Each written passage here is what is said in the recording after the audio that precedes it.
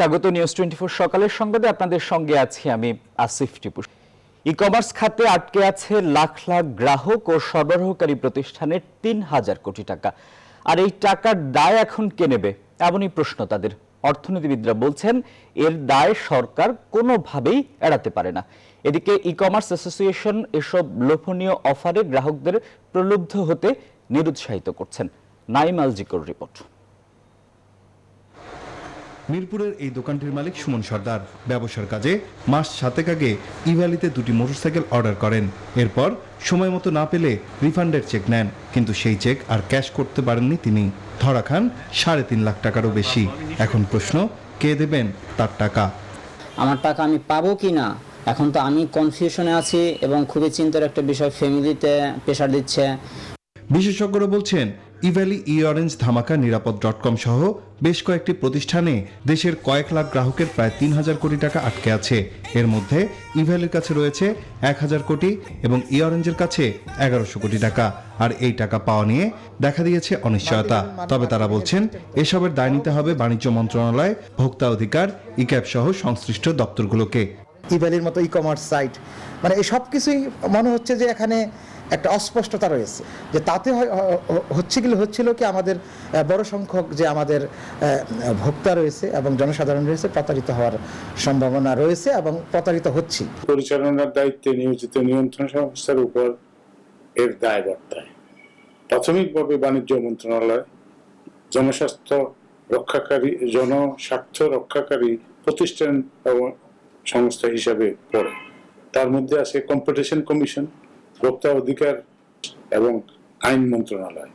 Consumer protection অ্যাক্টটা বাস্তবায়নের ফেলিওরের জন্য টাকা ফেরতের দায় এড়িয়ে ই-ক্যাব এসব খাতে বিনিয়োগে সতর্ক হতে বলছে গ্রাহকদের।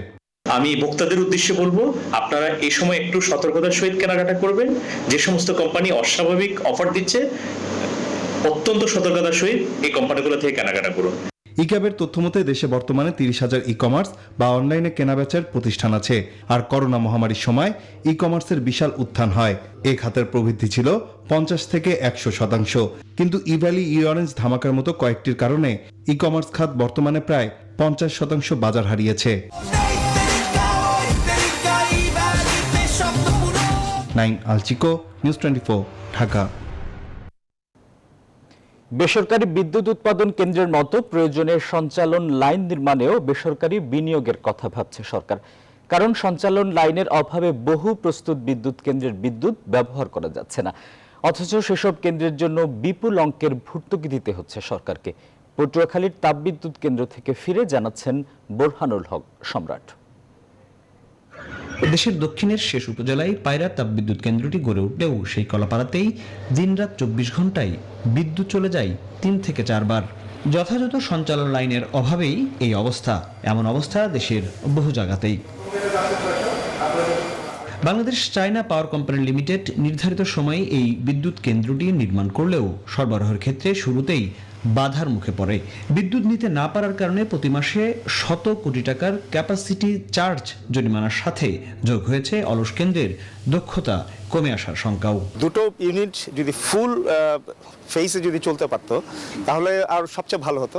এটা এফিসিয়েন্সিটা আমরা পুরোপুরি পেতাম এবং আর্থিকভাবে কিছুটা হলেও সাশ্রয় হতো।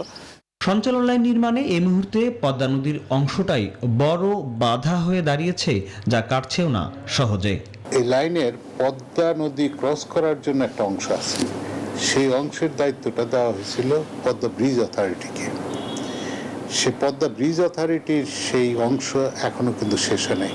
কাজে ওইটা শেষ না হলে এই লাইন আপনার সম্পূর্ণ করা যাবে না।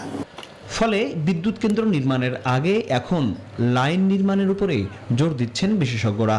এই মুহূর্তে ক্যাপাসিটি কস্ট দেওয়া ছাড়া তো আমাদের উপায় নেই। এটা একটা বিরাট অর্থনৈতিক গচ্চা দিতে হচ্ছে বাংলাদেশকে। তো সরকারের প্রাধিকারের ভিত্তিতে আমি মনে করি যে এই সঞ্চালন লাইনগুলো তৈরি করার ক্ষেত্রে একেবারে ইমার্জেন্সি ভাবে এটা দেখা উচিত। এমন বাস্তবতার পর বেসরকারি খাতের মাধ্যমে সঞ্চালন লাইনের পরিকল্পনা নিয়েছে সরকার। এ সংকট অচিরেই কাটবে বলেও মনে করছেন মন্ত্রী। কোভিডের কারণে আমরা প্রায় বছর খানেক পিছিয়ে গেছি এই ট্রান্সমিশন লাইনে। তার কারণে আমরা কিন্তু আরো 650 মেগাওয়াট এই মুহূর্তে আনতে পারছি না। তবে আমরা আশা করছি সামনের বছরের মধ্যে আমরা বাকিটা নিয়ে আসতে পারবো। পায়রারি কেন্দ্রটির পাশে নির্মাণ হতে যাচ্ছে আরও প্রায় ৩৬০০ মেগাওয়াট ক্ষমতার কয়েকটি বিদ্যুৎ কেন্দ্র। এই মুহূর্তে দেশের সবচেয়ে বড় এই বিদ্যুৎ কেন্দ্র থেকে সবচেয়ে বেশি বিদ্যুৎ নেয়ার পাশাপাশি এক কঠিন অভিজ্ঞতার মুখে পড়ছে সরকার। সঞ্চালন লাইন না থাকার কারণে পূর্ণ উৎপাদন ক্ষমতা থাকার পরও অর্ধেকের বেশি বিদ্যুৎ নেওয়া সম্ভব হচ্ছে না। এমন বাস্তবতায় বিদ্যুৎ উৎপাদন এবং সরবরাহ ব্যবস্থায় নীতিগত কিছু পরিবর্তন আনতে যাচ্ছে সরকার। বোরহানুল হক সম্রাট, নিউজ 24, পায়রা তাপবিদ্যুৎ কেন্দ্র, কলাপাড়া, পটুয়াখালী। রাজধানীর পল্লবীতে ৩ উচ্চ মাধ্যমিকের ছাত্রী কলেজে যাওয়ার কথা বলে বাসা থেকে বের হওয়ার পর আর ফেরেননি। তারা ৩ জনই নগদ টাকা ও স্বর্ণালংকার নিয়ে উধাও হন। তাদের খোঁজ না পাওয়ায় থানায় মামলা করে তাদের পরিবার। মিরপুরের ডিসি জানান, তরুণীরা দেশেই আছেন, তাদের চলাচলের বিষয়েও নজরদারি চলছে। এ ঘটনায় বেশ কয়েকজনকে জিজ্ঞাসাবাদ করা হয়েছে, আটক আছেন 2 জন।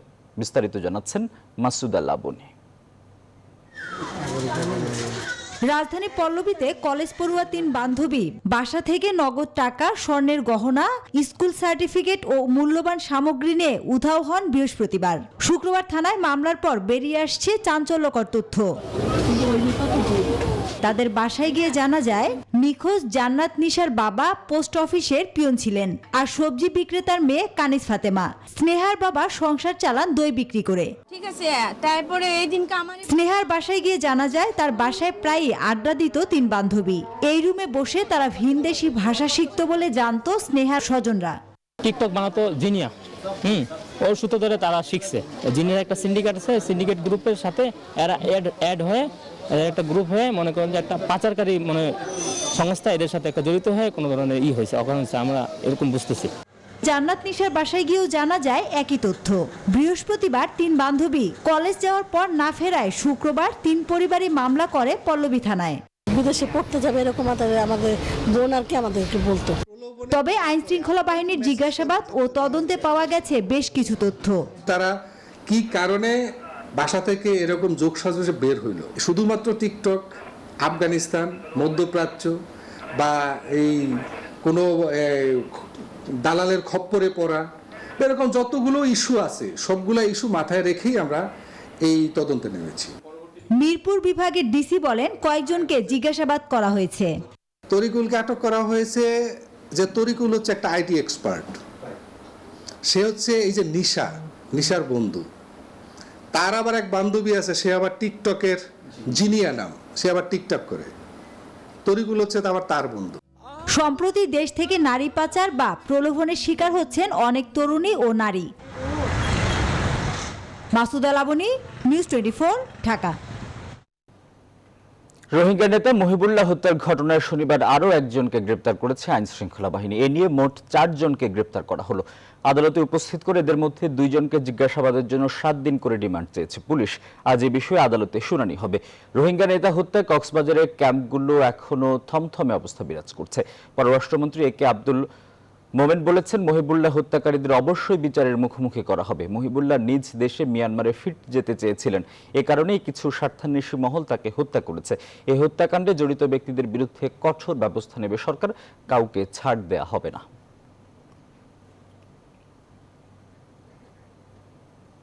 দ্বাদশ সংসদ নির্বাচন সুষ্ঠু হলে আওয়ামী লীগ 30টি আসনও পাবে না বলে মন্তব্য করেছেন বিএনপি মহাসচিব মির্জা ফখরুল ইসলাম আলমগীর।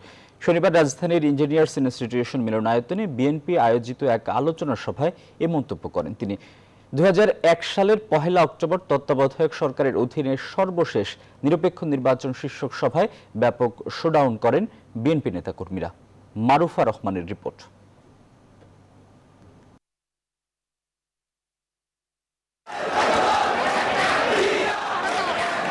শনিবার রমনার ইঞ্জিনিয়ার্স ইনস্টিটিউশন মিলনায়তনে বিএনপি আয়োজিত 2001 সালের 1 অক্টোবর তত্ত্বাবধায়ক সরকারের অধীনে সর্বশেষ নিরপেক্ষ নির্বাচন শীর্ষক আলোচনা সভা রূপান্তরিত হয় সমাবেশে। বিএনপি মহাসচিব বলেন, দেশে যদি সুষ্ঠু নির্বাচন হয় তাহলে আওয়ামী লীগ 30টি আসনও পাবে না। আমাদের কথা পরিষ্কার, নির্বাচন খেলা আর হবে না। নির্বাচন হতে হলে অবশ্যই একটি নির্বাচনকালীন সময়ে নিরপেক্ষ সরকারের অধীনে নির্বাচন হতে হবে। আওয়ামী লীগের কোনো জনসমর্থন নেই মন্তব্য করে স্থায়ী কমিটির নেতা মির্জা আব্বাস বলেন, এই সরকারের অধীনে যে কোনো নির্বাচন কমিশন হোক না কেন আমরা তার নির্বাচনে যাব না। বিএনপির লক্ষ লক্ষ নেতা কর্মী, বিএনপির লক্ষ লক্ষ সমর্থক তাদের মাথায় ঘুরে বেড়াচ্ছে, সারা বাংলাদেশের জনগণের মাথায় ঘুরে বেড়াচ্ছে এই আওয়ামী লীগ গেল, বিএনপি এলো। খালেদা জিয়ার মুক্তি না হওয়ার দায় দলেরও আছে স্বীকার করে বিএনপি নেতারা তৃণমূলকে আন্দোলনের প্রস্তুতি নেওয়ার আহ্বান জানান। যাবে বিএনপি ইনশাআল্লাহ ক্ষমতায় আসবে। মারুফা রহমান, নিউজ 24, ঢাকা। নির্বাচন কমিশন সাংবিধানিক প্রতিষ্ঠান। এই প্রতিষ্ঠানের উপর সরকারের কোনো হস্তক্ষেপ নেই বলে মন্তব্য করেছেন আওয়ামী লীগ সাধারণ সম্পাদক ওবায়দুল কাদের। দেশে আর তত্ত্বাবধায়ক সরকার হবে না বলে জানিয়েছেন দলের যুগ্ম সাধারণ সম্পাদক মাহবুবুল আলম হানিফ। শনিবার পৃথক অনুষ্ঠানে তারা এসব কথা বলেন। তৌফিক মাহমুদ মুন্নার রিপোর্ট। 2023 সালের শেষে অনুষ্ঠিত হবে দ্বাদশ জাতীয় সংসদ নির্বাচন। সেই হিসেবে 2 বছরের মতো সময় বাকি রয়েছে নির্বাচনের, কিন্তু রাজনীতির ডামাডোলে এখনই উত্তাপ ছড়াচ্ছে আগামী নির্বাচন ইস্যু। কাকে ঘিরে সরকার গঠন করবেন? শনিবার চাঁদপুর স্টেডিয়াম মাঠে আওয়ামী লীগের চট্টগ্রাম বিভাগীয় সাংগঠনিক সফর উপলক্ষে চাঁদপুর জেলা আওয়ামী লীগের তৃণমূল প্রতিনিধি সভা অনুষ্ঠিত হয়। সভায় প্রধান অতিথি হিসেবে উপস্থিত ছিলেন আওয়ামী লীগের যুগ্ম সাধারণ সম্পাদক মাহবুবুল আলম হানিফ। এখনো তারা তাদের মন মতো হানিফ সাফ জানিয়ে দেন, দেশে আর হবে না তত্ত্বাবধায়ক সরকার। সেক্ষেত্রে নির্বাচনে অংশ নেওয়া না নেওয়া সম্পূর্ণ বিএনপি সিদ্ধান্ত। কোনো রাজনৈতিক দল যদি মনে করে নির্বাচনে অংশ নেবেন না, এটা তাদের গণতান্ত্রিক অধিকারের মধ্যে পড়ে। তবে এই বাংলাদেশে তত্ত্বাবধায়ক সরকার এটা আর কখনো হবে না। মির্জা ফখরুল সাহেব আর একটা কথা বলছেন যে উনি বলেছেন যে আগামী নির্বাচনে আওয়ামী লীগ 30টার বেশি আসন পাবে না। ভাগ্যের নির্মম পরিহাস, 2008 সালের নির্বাচনে বেগম খালেদার নেতৃত্বে ওই বিএনপি কিন্তু 30টার নিচে আসন পেয়েছিলেন। ওবায়দুল কাদের বলেন, নির্বাচন কমিশন নিয়ে সরকারের কোনো হস্তক্ষেপ নেই। নির্বাচন কমিশন একটি সাংবিধানিক প্রতিষ্ঠান। এই প্রতিষ্ঠানের উপর সরকারের কোনো হস্তক্ষেপ নেই। মির্জা ফখরুল সাহেবকে প্রশ্ন করতে চাই, আপনি নির্বাচিত হয়েও কেন সংসদে গেলেন না? এটা কোন গণতন্ত্র? ভোটাধিকার নিয়ে তো আপনারাই ছিনিমিনি খেলছিলেন। মীমাংসিত বিষয় নিয়ে অযথা মাঠ গরম না করতে বিএনপি নেতাদের প্রতি আহ্বান জানান ওবায়দুল কাদের। ইতিমধ্যে দেখেছে। তৌফিক মাহমুদ মুন্না, নিউজ 24, ঢাকা। 1977 সালে প্রহসনের বিচারে মুক্তিযোদ্ধা সহ দেশপ্রেমিক 1400 সামরিক সদস্যকে হত্যা এবং আরও হাজারো সদস্যকে দণ্ডাদেশ ও চাকরিচ্যুতির ঘটনায় বিচার বিভাগীয় তদন্ত দাবি করেছেন পরিবারের স্বজনরা। শনিবার জাতীয় প্রেস ক্লাবে আয়োজিত অনুষ্ঠানে তৎকালীন সামরিক শাসক জিয়াউর রহমানের মরণোত্তর বিচার সহ ক্ষতিপূরণের দাবি জানানো হয়। অনুষ্ঠানে আলোচকরা অভিযোগ করেন, বঙ্গবন্ধু হত্যার মূল কুশীলব জিয়া ক্ষমতাকে পাকাপোক্ত করতেই মিথ্যা কুয়ের অভিযোগ তুলে এই নীল নকশা বাস্তবায়ন করেন। মাহমুদুল হাসানের রিপোর্ট। মেরে ফেলছে, ফাঁসি দিয়েছে, বা তার কবরটা কোথায় করেছে কিছুই জানান নাই। 44 বছর ধরে স্বামীর কোনো খোঁজ জানেন না নুরুন নাহার বেগম। তার স্বামী সার্জেন্ট দেলোয়ার হোসেন ছিলেন বাংলাদেশ বিমান বাহিনীর একজন সদস্য। সামরিক অভ্যুত্থানে জড়িত এমন অভিযোগে 1977 সালে তাকে গ্রেপ্তার করা হয়। দেলোয়ারের ভাগ্যে কি ঘটেছে তার কোনো খোঁজ নেই পরিবারের কাছে। আমি আকুল আবেদন করি শেখ হাসিনা প্রধানমন্ত্রীর নিকট। শনিবার জাতীয় প্রেস ক্লাবে উপস্থিত ছিলেন এমন অনেক পরিবারের স্বজন যারা বুঝে পাননি তাদের পরিবারের মূল সদস্যের কবরটুকুও। 1977 সালে একটি জাপানি বিমান ছিনতাই করে ঢাকায় আনে জাপান রেড আর্মির সদস্যরা। পরে সেই সংকট মিটে গেলেও ঘটনাকে কেন্দ্র করে সামরিক অভ্যুত্থানের অভিযোগ আনা হয় বাংলাদেশ বিমান বাহিনী ও সেনাবাহিনীর শত শত সদস্যের বিরুদ্ধে। তৎকালীন সামরিক শাসক জিয়াউর রহমানের নির্দেশে সামরিক আদালতে মৃত্যুদণ্ডাদেশ হয় 1400 জনের। বিদায়ের আগে সবাই প্রিয়জনকে দেখে, আমি তো আমার স্বামীকে দেখতেও পারি না, লাশও দেখতে পারি না। কি অপরাধ করেছি যে আমি আমার বাবার কবরের পাশে দিয়ে চালাতে পারবো না? সেদিনের প্রত্যক্ষদর্শীরা বলেন, ঢাকা কেন্দ্রীয় কারাগারে নিরপরাধ শত শত মানুষের ফাঁসি দিতে কেঁপে ওঠে জল্লাদদের কঠিন হৃদয়ও। প্রতিদিন তারা জেলখানায় ফাঁসি দিয়ে নিয়ে গেছে। নিজের অবৈধ ক্ষমতাকে পাকাপোক্ত করতেই মিথ্যা কুয়ের অভিযোগ তুলে জেনারেল জিয়াউর রহমান এই হত্যাকাণ্ড ঘটান বলে অভিযোগ করেন অনুষ্ঠানের আলোচকরা।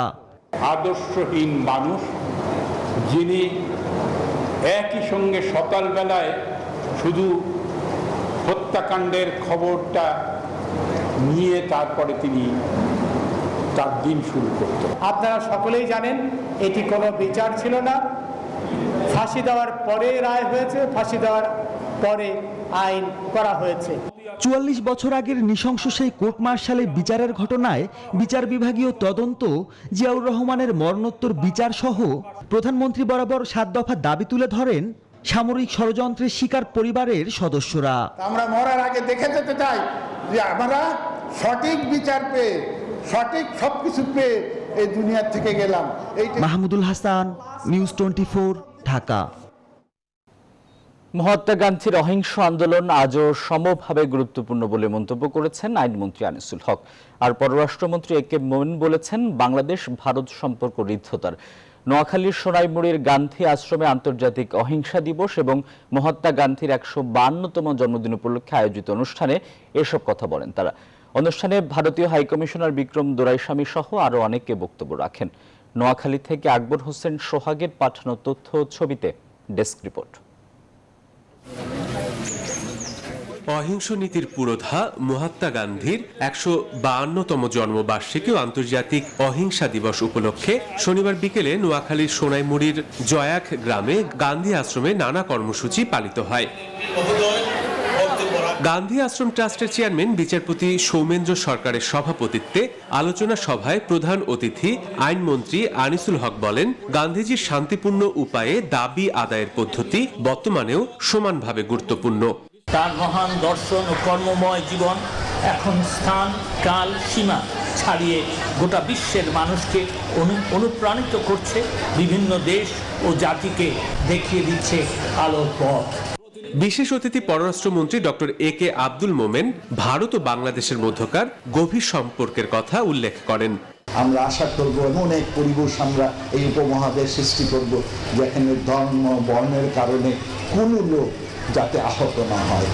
বাংলাদেশে নিযুক্ত ভারতের হাইকমিশনার বলেন, ৭৫ বছর আগে নোয়াখালীতে সাম্প্রদায়িক দাঙ্গা দূর করতে গান্ধীজি যে ভূমিকা রেখে গেছেন তা আজও অনুকরণীয়। It is instructive to note that after Mahatma Gandhi's intervention in Calcutta and in Noakhali, violence more or less completely stopped in the eastern part of what was then British India. Which says a lot about the culture of Bangladesh and the Bengali people, but also about the power of the Mahatma and his message. আলোচনা সভার আগে দুই মন্ত্রী ও ভারতীয় high commissioner Mahatma গান্ধীর প্রতিকৃতিতে পুষ্পার্ঘ্য নিবেদন করেন। এরপর নবরূপায়িত গান্ধী মেমোরিয়াল মিউজিয়াম উদ্বোধন করেন তারা। নোয়াখালী গান্ধী আশ্রম ও ঢাকার ভারতীয় হাই কমিশন যৌথভাবে এই অনুষ্ঠানের আয়োজন করে। এ উপলক্ষে সাংস্কৃতিক অনুষ্ঠানেরও আয়োজন করা হয়। Desk report, news 24। বাংলাদেশে বিদেশি চ্যানেল সম্প্রচার করতে হলে এর পরিবেশক ও চ্যানেল কর্তৃপক্ষকে আইন মেনে চলতে হবে বলে জানিয়েছেন তথ্যমন্ত্রী হাসান মাহমুদ। এই সিদ্ধান্তকে স্বাগত জানিয়েছে association of television channel owners, ATCO. Cable অপারেটররা বলছেন, সরকারের নির্দেশনা মেনে শুধু দেশীয় চ্যানেল চললে ব্যবসায়িক ক্ষতির মুখে পড়বেন তারা। নির্দেশনা বাস্তবায়নে আরও কিছুটা সময় দেওয়ারও দাবি তাদের। বিস্তারিত জানাচ্ছেন লাকমিনা জসমিন সোমা। বিজ্ঞাপন সহ অনুষ্ঠান প্রচার করে এমন সব বিদেশি চ্যানেলের সম্প্রচার বন্ধ করে দিয়েছে দেশের কেবল অপারেটররা। ফলে বন্ধ রয়েছে বিবিসি, সিএনএন সহ আন্তর্জাতিক নিউজ চ্যানেল এবং ভারতীয় চ্যানেল সহ সব বিদেশি চ্যানেলের সম্প্রচার। শুক্রবার থেকে বিজ্ঞাপন সহ বিদেশি চ্যানেল সম্প্রচার করা যাবে না। তথ্য ও সম্প্রচার মন্ত্রণালয় থেকে এই নির্দেশনা দেওয়া হয়েছিল এসব চ্যানেলের দেশীয় পরিবেশকদের। এ নিয়ে শনিবার চট্টগ্রামে এক অনুষ্ঠান শেষে সাংবাদিকদের প্রশ্নের জবাব দেন তথ্যমন্ত্রী হাসান মাহমুদ। বলেন, এখন আইন মেনে বিদেশি চ্যানেলের সম্প্রচার করতে হলে পরিবেশক ও চ্যানেল কর্তৃপক্ষকেই বিকল্প পথ খুঁজে বের করতে হবে। আমাদের আইনকে বৃদ্ধাঙ্গুলি প্রদর্শন করে বিদেশি চ্যানেলগুলো তারা বিজ্ঞাপন সহ সম্প্রচার করছিল। আমরা বহুবার তাগাদা দিয়েছি, যারা এই চ্যানেলগুলোর বাংলাদেশে যারা এজেন্ট কিংবা অপারেটর, তারাই যেহেতু তারা বিজ্ঞাপন মুক্তভাবে তাদেরকে ফিড দিচ্ছে না, সেজন্য তারা সম্প্রচার বন্ধ করেছে। রাজধানীতে অপর এক ব্রিফিংয়ে কেবল অপারেটর অ্যাসোসিয়েশন বাংলাদেশ কোঅপ নেতারা বলেন, সরকারের এই নির্দেশনার ব্যাপারে বিদেশি চ্যানেল কর্তৃপক্ষের সাথে কথা বলেছেন, আরও কিছুটা সময় চেয়েছেন তারা। সেই সময়টা তাদের যৌক্তিক দাবি। আমি মনে করি যে আমাদের মাধ্যমে হোক, ডিস্ট্রিবিউটরের মাধ্যমে হোক বা সরকার সরাসরি ব্রডকাস্টারের সাথে আলাপ আলোচনা করে এই ব্যাপারে একটি যৌক্তিক সময় নির্ধারণ করে তারপরেই এই পদক্ষেপটি নেওয়া উচিত। এখন যে 30টা চ্যানেল দিয়ে আমি বাংলাদেশের 30টা চ্যানেল প্রচার করে আমাকে 300 টাকা দিতে, সেটা আমি বুঝতে পারবো আগামী 10 দিন পরে এটার অবস্থাটা কি দাঁড়াবে। সন্ধ্যায় এক ভার্চুয়াল ব্রিফিংয়ে সুষ্ঠু সমাধানে সবাইকে আলোচনায় বসার আহ্বান জানায় টেলিভিশন মালিকদের সংগঠন অ্যাটকো। দেশীয় টেলিভিশন চ্যানেলগুলো দীর্ঘদিন ধরে বিজ্ঞাপন সহ বিদেশি চ্যানেলে অনুষ্ঠান প্রচারের বিরোধিতা করে আসছে। লাকমিনা জেসমিন সোমা, নিউজ 24, ঢাকা। এবার করোনা আপডেট।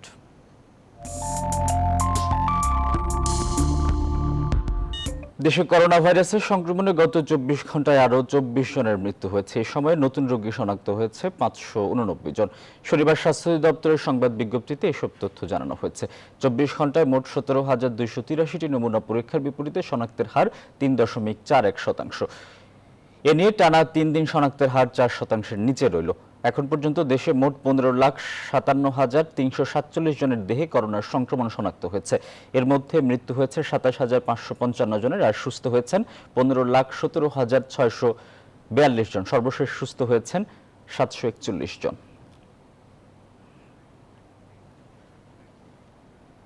টানা 3 দিন দেশব্যাপী করোনা সংক্রমণের হার 4%-এর নিচে। তবে এতে স্বস্তির কিছু নেই বলে জানিয়েছে স্বাস্থ্য অধিদপ্তর। বিশেষজ্ঞরা মনে করছেন, স্বাস্থ্যবিধি মানার পাশাপাশি যেভাবে বিপুল সংখ্যক মানুষের মাঝে ভ্যাকসিনেশন কার্যক্রম চলছে, একইভাবে তা ধরে রাখলে এই সংক্রমণ শূন্যের কোটায় নামিয়ে আনা সম্ভব। রিশাদ হাসান জানাচ্ছেন বিস্তারিত।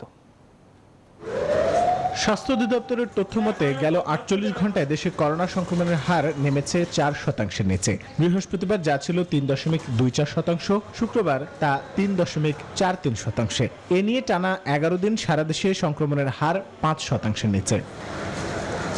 রোগতত্ত্বের ভাষায় মহামারীতে সংক্রমণের হার টানা 3 সপ্তাহ 5%-এর নিচে থাকলে তা নিয়ন্ত্রণে বলা যায়। তবে এখনই সংক্রমণের হার কমে আসাকে স্বস্তিদায়ক মনে করছে না স্বাস্থ্য অধিদপ্তর। বিশেষজ্ঞরা বলছেন, সংক্রমণের এই হারকে ধরে রাখতে স্বাস্থ্যবিধি মানার বিকল্প নেই, সাথে নিতে হবে ভ্যাকসিনও। সবাইকে ভ্যাকসিনটা নিতে হবে অবশ্যই, কারণ এটা কিন্তু সুরক্ষা দিবে, সাথে স্বাস্থ্যবিধি সবটুকু মিলে কিন্তু একটা পর্যায়ে অবশ্যই এটা একদম সম্পূর্ণ নিয়ন্ত্রণ আসবে। সেটার জন্য সবার সহযোগিতা দরকার। প্রত্যেকটা সেক্টরে সব মানুষ মিলে একসাথে যদি কাজ করে, তাহলে কিন্তু অবশ্যই করোনা থেকে আমরা উদ্ধার পাবো। কোভিড-19 জাতীয় কমিটির সদস্য মনে করেন, দ্রুত সময়ের মধ্যে বেশি সংখ্যক মানুষকে টিকা দিতে পারলে এই সংক্রমণের হার আরও কমে আসবে।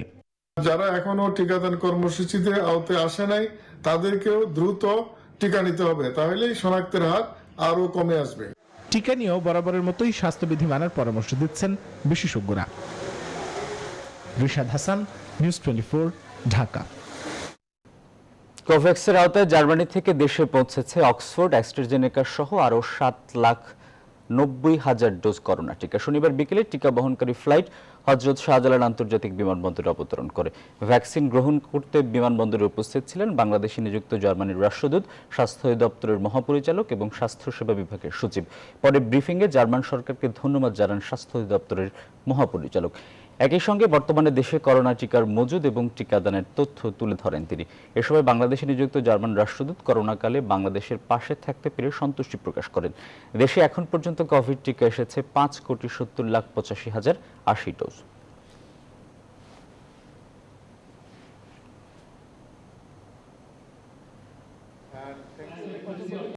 Where I have the honor and the big pleasure to work in since 3 months, is contributing to the impressive fight that has started a long time ago, also in Bangladesh, against COVID-19.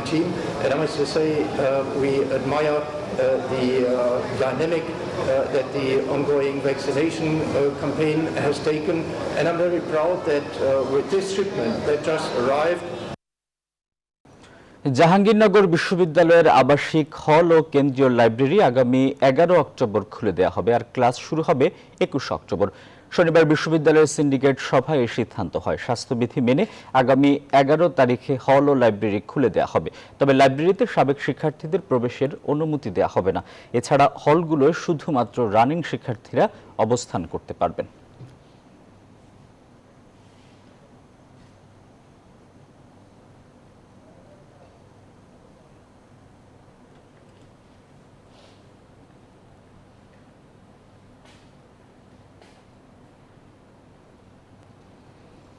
রাজধানীর মিরপুরের দুয়ারীপাড়ায় ফুটপাত ও রাস্তা দখল করে গড়ে উঠেছে কাঁচা বাজার।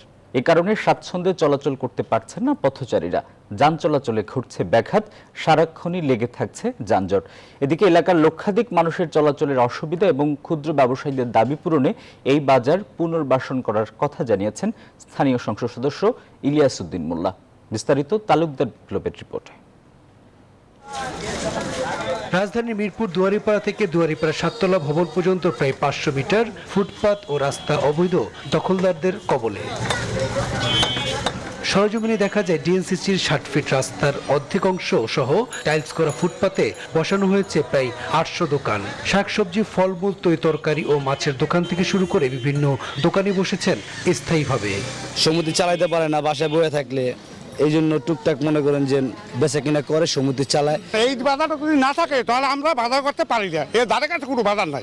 গরিব মানুষের সুবিধা হইতে ধারে কাছে বাজার করিয়া নিতে সুন্দর। যারা ফুটপাতে জায়গা পাচ্ছেন না তারা মালামাল নিয়ে বসেছেন রাস্তার ওপরই, ফলে পথচারীদের হেঁটে চলাচলের উপায় নেই।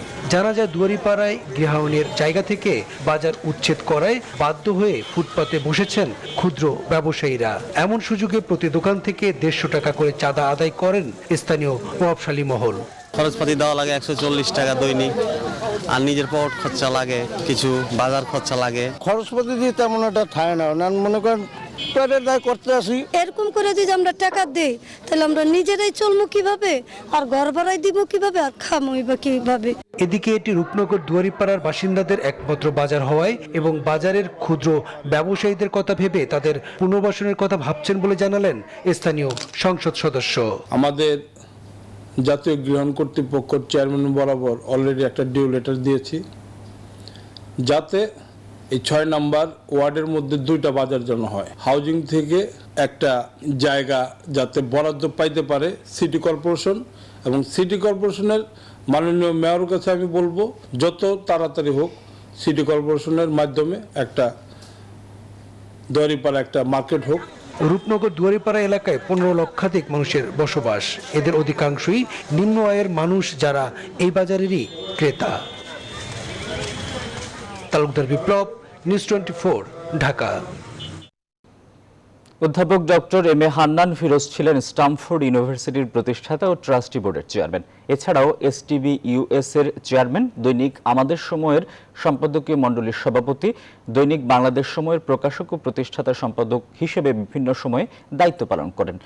তার জন্মবার্ষিকী উপলক্ষে স্টামফোর্ড ইউনিভার্সিটিতে আয়োজন করা হয় গণমাধ্যমের স্বাধীনতা ও দায়িত্বশীলতা, প্রকাশকের ভূমিকা শীর্ষক স্মারক বক্তৃতার। অনুষ্ঠানে প্রধান বক্তা ছিলেন বাংলাদেশ প্রতিদিনের সম্পাদক এবং নিউজ 24 ও radio capital CEO Naem Nizam. প্রধান অতিথি ছিলেন স্টামফোর্ড ইউনিভার্সিটির চেয়ারম্যান ফাতিনাস ফিরোজ। অনুষ্ঠানে মিডিয়ার প্রগতিশীল ও মানবিক ব্যক্তিত্ব প্রয়াত হান্নান ফিরোজের উদারতার স্মৃতিচারণ করেন নঈম নিজাম। তার মূল লক্ষ্য ছিল teaching excellence from good to great. That was the motto which he started this educational institution, from good to better and then to excellent, and from excellent to great, to greatness. Hannan ফিরোজের অনেকগুলো পার্টের মধ্যে ছিল একটা হলো শিক্ষার প্রসারে তার ভূমিকা, রাজনীতি, একটা প্রগ্রেসিভ পলিটিক্স তিনি ঢাকা বিশ্ববিদ্যালয়ের অংশ নিয়েছিলেন এবং কর্মজীবনে এসেও তিনি সেটা তার অব্যাহত রাখার চেষ্টা করেছিলেন। তিনি কিন্তু উদারতা, প্রগতিশীলতা, এই বিশ্ববিদ্যালয় থেকে এগিয়ে নেওয়ার সার্বিক জায়গাগুলো তৈরি করে রেখে গিয়েছিলেন, যারা বাংলাদেশের প্রত্যেকটা খাতে, প্রত্যেকটি সেক্টরে নিজেদের অবস্থান দৃঢ় করবেন, সেখানে একজন হান্নান ফিরোজের অবস্থান তৈরি হবে, সেখানে একজন হান্নান ফিরোজ টিকে থাকবেন। স্বল্পোন্নত দেশের কাতার থেকে উন্নয়নশীল দেশে উত্তরণের পরও ইউরোপীয় ইউনিয়নের বাজারে জিএসপি প্লাস সুবিধা পাবে বাংলাদেশ। শনিবার রাজধানীর একটি হোটেলে পোশাক মালিকদের সংগঠন বিজিএমইএ আয়োজিত সংবাদ সম্মেলনে এসব কথা বলেন বিজিএমইএর সভাপতি ফারুক খান। এ সময় করোনা পরবর্তী পোশাক খাতের অগ্রগতি ও চ্যালেঞ্জের কথাও উঠে আসে সংবাদ সম্মেলনে। বিস্তারিত জানাচ্ছেন বাবু কামরুজ্জামান। বাংলাদেশি পোশাকের ভাবমূর্তি ও ব্র্যান্ডিং তুলে ধরতে উত্তর আমেরিকা সফর শেষে বিজিএমইএ এর এই সংবাদ সম্মেলন, যেখানে পোশাক শিল্পের সাম্প্রতিক চ্যালেঞ্জ ও বিশ্ব দরবারে বাংলাদেশি পোশাকের ব্র্যান্ডিং এর কথা তুলে ধরেন বিজিএমইএ সভাপতি। আমরা উত্তর আমেরিকার সফরের মাধ্যমে আমাদের অ্যাপারেল ডিপ্লোমেসির কাজটি নতুনভাবে শুরু করেছি। আগামী দিনগুলোতে আমরা আরও নতুন নতুন বাজার ক্যাম্পেইন করব, সভা, সেমিনার ও মেলায় অংশগ্রহণ করব। বিগত বছরগুলোতে শিল্পে যে পরিবর্তন এসেছে তা বিশ্ববাসীর কাছে তুলে ধরব। ইউরোপের বাজারে জিএসপি সুবিধার মেয়াদ শেষ হচ্ছে 2023 সালে। তবে 2024 সাল থেকে জিএসপি প্লাস বা শুল্কমুক্ত বাজার সুবিধা পাওয়ার অন্যতম শর্ত 7.4% আমদানি থ্রেশহোল্ড থেকে অব্যাহতি দিয়েছে ইউরোপীয় ইউনিয়ন। আগামী 10 বছরের জন্য তারা যে জিএসপি আপনারা সবাই দেখেছেন যে 2024 থেকে 34 এর যে নতুন প্রপোজালটা তাদের পার্লামেন্টে দিয়েছে, সেখানে এই থ্রেশহোল্ডটা তুলে নিয়েছে। সুতরাং এখন থেকে আমাদের এই থ্রেশহোল্ড নিয়ে চিন্তা করতে হবে। সংবাদ সম্মেলনে বলা হয়, নতুন বাজার তৈরি, প্রতিযোগিতা সক্ষমতা ও দক্ষতা নিশ্চিত করা গেলে বিশ্ববাজারে বাংলাদেশের হিস্সা মাত্র 6.6% থেকে তা আরও বাড়ানো সম্ভব। বাবু কামরুজ্জামান, নিউজ 24, ঢাকা। বগুড়ায় একই জমিতে একাধিক ফসল চাষ করছেন এক কৃষক, বেশ লাভবান হচ্ছেন তিনি। আর এতে অনেকেই উদ্বুদ্ধ হচ্ছেন মিশ্র ফসল চাষে। স্বল্প খরচ আর কম পরিশ্রমে ভালো ফলন পেয়ে খুশি কৃষকরা। আব্দুস সালাম বাবুর তথ্য ছবিতে ডেস্ক রিপোর্ট। 2 বিঘা জমিতে বিভিন্ন ধরনের ফসল চাষ করে আসছেন বগুড়া সদরের লাকড়িপাড়া ইউনিয়নের কৃষি উদ্যোক্তা আহসানুল কবির। এই জমিতে 200 টক মিষ্টি বড়ই গাছের সাথে করলা, শিম, মরিচ সহ বিভিন্ন সবজি চাষ করছেন তিনি। জমির আইলে 200-র বেশি কলা গাছ, লেবু এবং পেঁপে সহ ছায়াযুক্ত স্থানে 300 বস্তায় আদা গাছ লাগান তিনি। এতে বেশ সফলও হচ্ছেন। উঁচু ও পতিত জমিতে কম খরচে মালচিং পদ্ধতিতে জৈব সার ব্যবহার করে মিশ্র জাতের ফসল চাষ করা হয়। জানান, 1.25 লাখ টাকা খরচ করে 5 লাখ টাকারও বেশি ফসল বিক্রি হতে পারে গোটা বছর জুড়ে। জমির সর্বোচ্চ ব্যবহারের লক্ষ্যেই এই জমিতে বিভিন্ন ধরনের ফসল ফলানো হচ্ছে বলেও উল্লেখ করেন। বড়ই আছে, শশা আছে, মরিচ আছে, সিম আছে, একই জমিতে কিন্তু একসঙ্গে হচ্ছে। বাগান দেখে খুব খুশি হয়েছি। এই বাগান ইনকে আমরাও করতে চাই। এক জমিতে একের অধিক ফসল ফলান যাচ্ছে, এতে লাভের পরিমাণটা একটু বেশি হচ্ছে।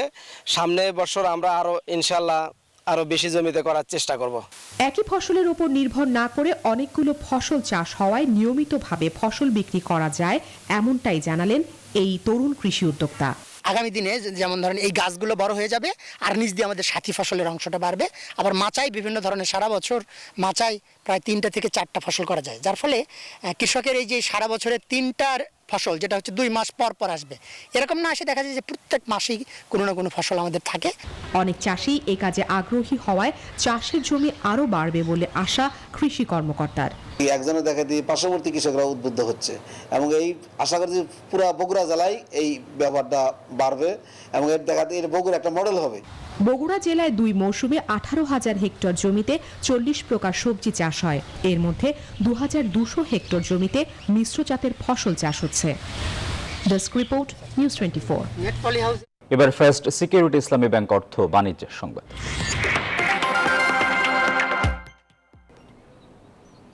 ইলিশের শেষ মৌসুমে চট্টগ্রামের কর্ণফুলী নদীর পাড়েই নোনা ইলিশ তৈরির উৎসব। স্বাদে অনন্য নোনা ইলিশ, তাই চট্টগ্রামের নোনা ইলিশ যাচ্ছে দেশের বিভিন্ন প্রান্তে।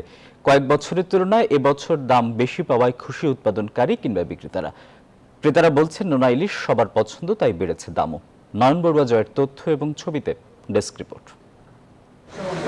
চট্টগ্রামের কর্ণফুলী নদীর পাড় ঘেঁষে অসংখ্য নোনা ইলিশ তৈরির কারখানা।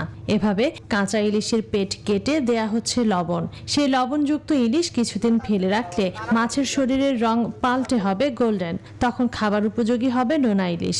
ইলিশ মৌসুমের শেষ সময়ে চট্টগ্রামে নোনা ইলিশ তৈরির উৎসব চলছে।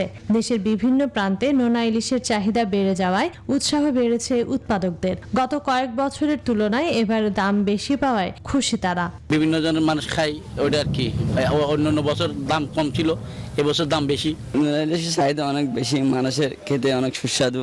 ইলিশের ভরা মৌসুমে নোনা ইলিশ সংরক্ষণ করে রাখে শুটকি ব্যবসায়ীরা। তাই চট্টগ্রামের তৈরি হওয়া নোনা ইলিশ ক্রয় করতে ছুটে এসেছে ব্যাপারীরা। এখানে দাম হচ্ছে, আমি কিনে নিয়েছি 7,000 টাকা মূল, ওখানে বেচা যায় 8,000 টাকা বা 8,500 টাকা এরকম বেচা যায় আর কি। রসনাপ্রিয় বাঙালির পাতে এখন নোনা ইলিশ বিশেষ স্থান করে নিয়েছে। কুমড়ো বা লাউ পাতা দিয়ে নোনা ইলিশের টুকরো মুড়িয়ে ভাজি করে খান অনেকে। আবার নোনা ইলিশ ভুনা বা বিভিন্ন সবজি দিয়েও এই ইলিশের তরকারি রান্না করা যায়। লবণ দিয়ে সংরক্ষণ করা 1 কেজি ইলিশ বিক্রি হয় 800 থেকে 1000 টাকা পর্যন্ত। দাম বেশি হওয়ায় হতাশ ক্রেতারা। যেমন ইলিশের দাম তেমনি নোনা ইলিশের দাম অনেক বেশি। আর এখন তো অনেক দাম বেশি, এখন তো সবাই খাইতে পারছে না। তবে সাগরে ইলিশের উৎপাদন আরও বাড়লে নোনা ইলিশ বিদেশেও রপ্তানি করা সম্ভব বললেন মৎস্য বিশেষজ্ঞরা।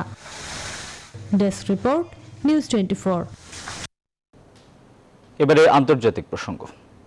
মমতার ভাগ্য নির্ধারণের ভবানীপুর উপনির্বাচনের ফলাফল আজ। একই দিন প্রকাশিত হবে মুর্শিদাবাদের জঙ্গিপুর এবং শামশেরগঞ্জের উপনির্বাচনের ফলাফলও। তবে ভবানীপুরে মুখ্যমন্ত্রিত্বের লড়াইয়ে তৃণমূল নেত্রীর জয় মোটামুটি নিশ্চিত বলে দাবি তার দলের। এরপরও ফলাফলে অপ্রত্যাশিত কিছু ঘটলে শেষ হবে না মমতার মুখ্যমন্ত্রিত্বের অধ্যায়। রাজ্যের শাসনভার দখলে আগামী 30 অক্টোবর অবশিষ্ট 4 আসনের উপনির্বাচনে লড়বেন তিনি। আসমাতুলির ডেস্ক রিপোর্ট। গেল মে মাসে অনুষ্ঠিত বিধানসভা নির্বাচনে মমতা বন্দ্যোপাধ্যায় তৃতীয়বারের জন্য রাজ্যের মুখ্যমন্ত্রী হন। এরপরও আগামী 5 নভেম্বরের মধ্যে উপনির্বাচনে জেতার বাধ্যবাধকতা তৈরি হয়। কারণ ওই নির্বাচনে 294 আসনের মধ্যে তৃণমূল কংগ্রেস 213 আসনে জয়ী হলেও নন্দীগ্রাম আসনে শুভেন্দু অধিকারীর কাছে হেরে যান মমতা। পরবর্তীতে দলীয় সিদ্ধান্তে তৃতীয়বারের জন্য রাজ্যের মুখ্যমন্ত্রী হলেও রাজ্যের শাসনভার দখলে রাখতে ভবানীপুরের উপনির্বাচনে জেতার আবশ্যিকতা তৈরি হয়। বৃহস্পতিবার অনুষ্ঠিত ভবানীপুর উপনির্বাচন শুধু মমতা ও বিজেপির প্রিয়াঙ্কা টেব্রিওয়ালের রাজনৈতিক লড়াই নয়, তৃণমূল নেত্রীর মুখ্যমন্ত্রিত্ব টিকিয়ে রাখার লড়াইও। এর জন্য শুধু পশ্চিমবঙ্গ নয়, ভবানীপুর উপনির্বাচনের ফলাফলের দিকে নজর কেন্দ্রীয় সরকারেরও। এই আসনে মমতার জয় প্রায় নিশ্চিত বলে দাবি তৃণমূল কংগ্রেসের। বিভিন্ন জরিপেও তৃণমূল নেত্রীর জয়ের সুবাতাস বইছে। তবে কোনো অঘটন ঘটলে আগামী 30 অক্টোবর অনুষ্ঠেয় কোচবিহার ও 24 পরগনা জেলার উপনির্বাচনের 4টি আসনের একটিতে লড়বেন মমতা। সেখানেও হুচুট খেলে পশ্চিমবঙ্গে মুখ্যমন্ত্রীর আসনে মমতা নন, বসবেন অন্য কেউ। আসমাতুলি, নিউজ 24। সাবেক মার্কিন প্রেসিডেন্ট ডোনাল্ড ট্রাম্প তার টুইটার অ্যাকাউন্ট ফিরে পেতে আদালতের দ্বারস্থ হয়েছেন। পাশাপাশি ক্যাপিটাল হিলে দাঙ্গার পর বন্ধ করে দেয়া তার অনলাইন ভয়েস পুনরুদ্ধারেরও আবেদন করেছেন। শুক্রবার ফ্লোরিডার একটি ফেডারেল আদালতে তার অ্যাকাউন্ট ফেরত দেওয়ার জন্য টুইটারকে বাধ্য করার আবেদন করেন বলে জানিয়েছে সিএনএন। গেল 6 জানুয়ারি ট্রাম্পের উত্তেজিত সমর্থকরা ক্যাপিটাল হিলে হামলা চালালে 5 জন নিহত, বহু মানুষ আহত হন। ভোট জালিয়াতির অভিযোগ করা সহ সমর্থকদের প্রতি উস্কানিমূলক বক্তব্যের অভিযোগ রয়েছে ট্রাম্পের বিরুদ্ধে। পরে টুইটার সহ সামাজিক মাধ্যমগুলো তাদের প্ল্যাটফর্ম থেকে ট্রাম্পকে বয়কট করে। তার অ্যাকাউন্ট যখন বন্ধ করা হয় তখন টুইটারে ট্রাম্পের 8 কোটি 8 লাখ অনুসারী ছিল, যদিও পরবর্তীতে নিজস্ব সামাজিক যোগাযোগ মাধ্যম চালুর ঘোষণা দেন সাবেক প্রেসিডেন্ট। তবে ট্রাম্পের আদালতে শরণাপন্ন হওয়ার বিষয় নিয়ে টুইটারের পক্ষ থেকে এখনো মন্তব্য আসেনি। এবারে খেলার খবর। লঙ্কানদের বিপক্ষে জয়ের পর আত্মবিশ্বাসী জাতীয় ফুটবল দল। মালদ্বীপে ভারত বধের প্রত্যয় নিয়ে শনিবার অনুশীলন করেছে জামাল ভুঁইয়ারা। অসুস্থতা কাটিয়ে অনুশীলনে যোগ দিয়েছেন মিডফিল্ডার সোহেল রানা। এদিকে ভারতের বিপক্ষে ম্যাচের আগে নিজেদের প্রস্তুত করতে পাওয়া সময়টাকে কাজে লাগাতে চায় টিম ম্যানেজমেন্ট। আগামী 4 অক্টোবর ভারতের বিপক্ষে নিজেদের দ্বিতীয় ম্যাচে মাঠে নামবে বাংলাদেশ। মালদ্বীপ থেকে আরও জানাচ্ছেন মাহফুজুল ইসলাম। মালদ্বীপের মালের টার্ফ গ্রাউন্ডে অনুশীলনে আত্মবিশ্বাসী টিম বাংলাদেশ। দলের জন্য সুসংবাদ, অসুস্থতা কাটিয়ে অনুশীলনে ফিরেছেন মিডফিল্ডার সোহেল রানা। তবে প্রথম ম্যাচে পায়ের গোড়ালিতে হালকা ব্যথা পাওয়ায় এদিন অনুশীলনে রানিং করার পর ভালো অনুভব না হওয়ায় বিশ্রামে ছিলেন তপু বর্মন। ম্যাচের পর দিন তাই শিষ্যদের হালকা অনুশীলন করেছেন অস্কার। ভারতের বিপক্ষে কঠিন পরীক্ষা ফুটবলারদের সামনে, তবে সেই বাধা পেরোতে আত্মবিশ্বাসী সোহেল ইব্রাহিমরা। শ্রীলঙ্কার সাথে আমরা যেই মিস্টেকগুলো করেছি, যেমন ফিনিশিং, এই জায়গাটায় আমাদের একটু সমস্যা হচ্ছিল। আশা করি আমরা ইন্ডিয়ার সাথে এত সুযোগ পাবো না, বাট আমরা যেটাই পাবো যেন আমরা এটা ফিনিশ করতে পারি। আমরা যেহেতু ফার্স্ট ম্যাচটা জয় দিয়ে শুরু করছি, আমাদের চান্সটা এখন বেশি বলা যায়। এদিকে ভারতের বিপক্ষে দ্বিতীয় ম্যাচের আগে পাওয়া সময়টা কাজে লাগাতে চায় টিম ম্যানেজমেন্ট। সেকেন্ড পার্ট আমাদের ইন্ডিয়ার জন্য আমাদের টিমকে যে ধরনের ট্রেনিং এবং যে ধরনের মডিফাই এবং বুস্ট আপ করা দরকার সেই ধরনের কাজ করতেছি। আগামী 4 অক্টোবর ভারতের বিপক্ষে নিজেদের দ্বিতীয় ম্যাচে মাঠে নামবে বাংলাদেশ। টুর্নামেন্টের প্রথম ম্যাচে জয়টা দলের আত্মবিশ্বাস বাড়িয়েছে বহুগুণ। তবে এই আত্মবিশ্বাসের ধারাবাহিকতা বজায় রাখতে জয়ের ধারাবাহিকতা রাখার কোনো বিকল্প নেই। ম্যাচের পরবর্তী দিন এই অনুশীলনে বেশ ফুরফুরে বাংলাদেশের ফুটবলাররা, আর প্রতিপক্ষের বিপক্ষে কৌশল সাজাতে দিন দুয়েক সময় পাচ্ছে কোচ অস্কার ব্রুজন। মালদ্বীপের মালে থেকে মাহফুজুল ইসলাম, নিউজ 24। দুর্গাপূজা উপলক্ষে আগামী 8 অক্টোবর সারা দেশে মুক্তি পাচ্ছে পদ্মা নদীর বিবর্তন আর পদ্মা পাড়ে বসবাসরত মানুষের জীবন নির্ভর গল্প নিয়ে নির্মিত চলচ্চিত্র পদ্মা পুরাণ। এরই মধ্যে প্রকাশিত হয়েছে চলচ্চিত্রটির অ্যানিমেশন টিজার। বর্তমানে ছবির নির্মাতা ও কলাকুশলীরা ব্যস্ত ছবির প্রচারণার কাজে। বিস্তারিত জানাচ্ছেন ফাতেমা কাউসার। একসময় পদ্মায় যে ভরা যৌবন ছিল, সময়ের পরিক্রমায় এখন তা অনেকটাই বিলীন। সেই সঙ্গে হারিয়েছে তার রূপ ও রং, পাশাপাশি বদলে গেছে দুই পারের মানুষের জীবন রীতিও। হিন্দু গরুর মাংস খাওয়া নিষেধ, মুসলমানের শুয়োরের মাংস। অথচ নদীমাতৃক দেশে 50 ও 60-এর দশকে বড় নদীগুলোকে কেন্দ্র করেই চলত মানুষের জীবন নির্বাহ। মূলত পদ্মাপাড়ের মানুষের সেই জীবনচিত্র সেলুলয়েডে বুনেছেন তরুণ চলচ্চিত্র নির্মাতা রাশিদ পলাশ। নাম পদ্মা পুরাণ। পদ্মা পুরাণে একজন মাদক ব্যবসায়ী চরিত্রে অভিনয় করেছেন অভিনেত্রী চম্পা। অপরদিকে শিখণ্ডী সম্প্রদায়ের প্রধানের চরিত্রে রয়েছেন অভিনেত্রী শম্পা রেজা। তবে কেন্দ্রীয় চরিত্রে দেখা যাবে সাদিয়া মাহিকে। আরও অভিনয় করেছেন প্রসূন আজাদ, জয়রাজ, সুমিত সেনগুপ্ত, কায়েস চৌধুরী, সূচনা শিকদার, সাদিয়া তানজিন সহ আরও অনেকে। সিনেমার প্রচারণার অংশ হিসেবে এরই মধ্যে প্রকাশিত হয়েছে পদ্মা পুরাণের অ্যানিমেশন টিজার, পোস্টার ও গান, যা প্রশংসিত হয়েছে। আমরা মনে মনে বিশ্বাস করি এই গল্পটা নতুন ধরনের একটা গল্প, এবং আমি খুবই আত্মবিশ্বাসের সাথে বলতে পারি এমন এইরকম গল্প আমাদের দেশের মানুষ বহুদিন দেখেনি। এই জন্য আমি খুবই আত্মবিশ্বাসী যে ছবিটা মানুষজন দেখবে এবং আমাদের এই গল্প মানুষজন পছন্দ করবে। এখানে খুব ভালো কিছু গান আছে, খুব দারুণ একটা গল্প আছে, এবং খুব একটা অদেখায় একটা জায়গায় ছবিটা শুটিং করেছি আমরা। আগামী 8 অক্টোবর রাজধানী সহ সারা দেশে মুক্তি পাবে চলচ্চিত্রটি। বর্তমানে চলছে ছবির প্রচারণার কাজ। হার না মানা নদীর গল্প নিয়ে নির্মিত পদ্মা পুরাণ চলচ্চিত্র কতটা দর্শক হলে টানবে তা সময় বলে দিবে। ফাতেমা কাউসার, নিউজ 24, ঢাকা। আর এই ছিল এখনকার আয়োজন। এতক্ষণ সঙ্গে থাকায় ধন্যবাদ।